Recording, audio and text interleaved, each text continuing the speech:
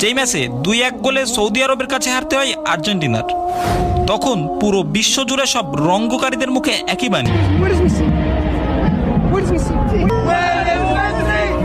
Messi is no one. He's finished.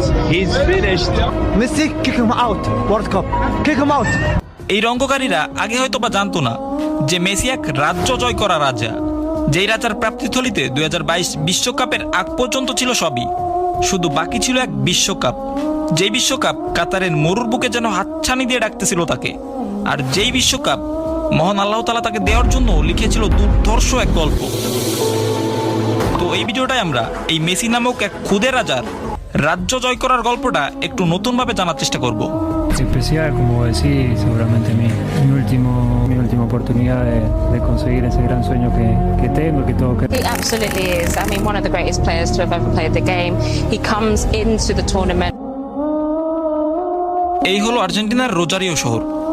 1987 সালের 24শে June এই শহরটাই জন্ম হয় মেসির। তার বাবা হোর্সে হোরাইসিও, যে মূলত রোজারিও শহরের একটি স্টিল কারখানায় চাকরি করত, এবং মেসির মা সেলিয়া মারিয়া, যে ছিল এই শহরটার একজন খণ্ডকালীন পরিশ্রমা কর্মী। মেসির ফুটবলের হাতে খড়ি হয় তার বাবারই হাত ধরে। মাত্র 5 বছর বয়সে রোজারিও শহরের একটি ক্লাব গ্রান্দিওতে মেসিকে ভর্তি করায় হোর্সে হোরাইসিও। প্রায় বছরখানেক ক্লাবটিতে খেলার পর ক্লাব গ্রান্দিওর একটি টুর্নামেন্ট খেলার সুযোগ পায় মেসি। এই টুর্নামেন্টটি খেলতে গিয়ে বার্সেলোনার সাবেক কোচ কার্লোস রিক্সেসের নজরে আসে মেসি। তো যথারীতি কার্লোস মেসির বাবার কাছে যায় মেসিকে তাদের একাডেমিতে, অর্থাৎ বার্সেলোনা যুব একাডেমিতে ভর্তি করানোর জন্য। মেসির বাবার কাছে গিয়ে বেশ হতাশ হয় কার্লোস, কারণ হোর্সে হোরাইসিও তাকে জানায় ছোটবেলা থেকেই মেসির গ্রোথ হরমোনের সমস্যা ছিল, যার কারণে মেসি বেশি লম্বা হতে পারবে না, আর এর জন্য যে ট্রিটমেন্টের দরকার তার জন্য অনেক ডলারের প্রয়োজন, যা মেসির পরিবারের পক্ষে সম্ভব না। কার্লোস এই কাহিনী শুনে ফিরে যায় বার্সেলোনা, ক্লাবকে রাজিও করায় মেসির ট্রিটমেন্টের জন্য। যাই হোক, সাল 2001 বার্সেলোনা যুব একাডেমিতে খেলার জন্য মেসি সহ মেসির পরিবার পাড়ি জমায় স্পেন।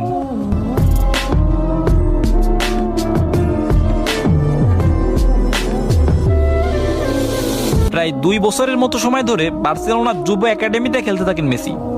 2003 সালে যুব একাডেমি থেকে বার্সেলোনা সি দলে খেলার জন্য সিলেক্ট হয়। এরপর 2004 সালে বি দলে, 2005-এ বার্সেলোনার মূল দলে। এভাবে একের পর এক তার জীবনে সফলতা আসতে থাকে।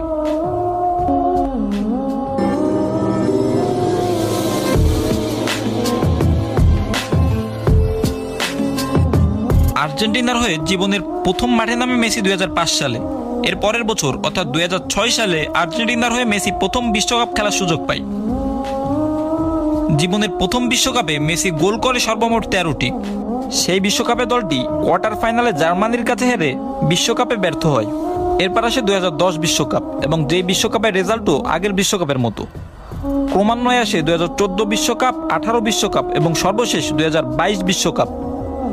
যেই বিশ্বকাপটা হয়তো মহান আল্লাহ তাআলা একমাত্র মেসির ভাগ্যেই লিখেছিলেন।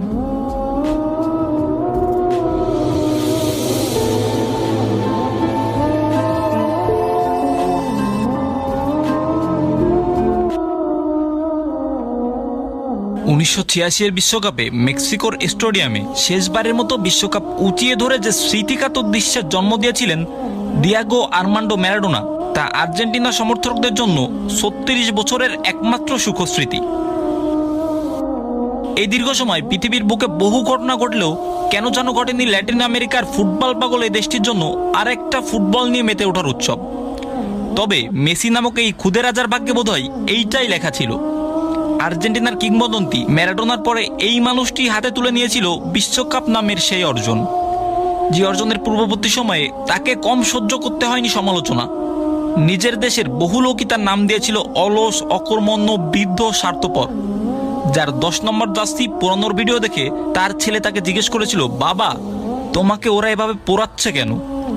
এই প্রশ্নের উত্তর যে রাজপুত্র কিভাবে দিয়েছিল তা আমার হয়তো জানা নেই, তবে খানিকটা বিষাদগ্রস্ত হয়েছিল তাতে আমার কোনো সন্দেহ নেই।